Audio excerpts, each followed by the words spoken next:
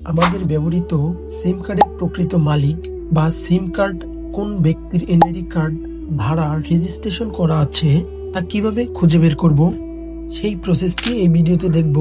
Let's get started.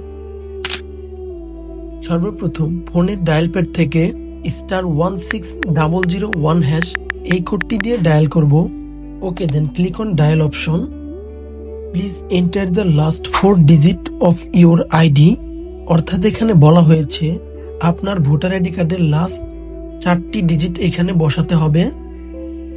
4টি digit input করার পর রিপ্লাই অপশনে ক্লিক করব। You will get on SMS soon, thank you Grameenphone. অর্থাৎ খুব শীঘ্রই একটি SMS প্রদান করা হবে গ্রামীণ ফোনের সিম হতে।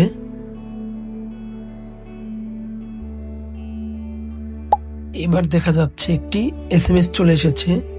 এই SMSটি চেক করার মাধ্যমে দেখতে পারবেন সিমের প্রকৃত মালিক কে।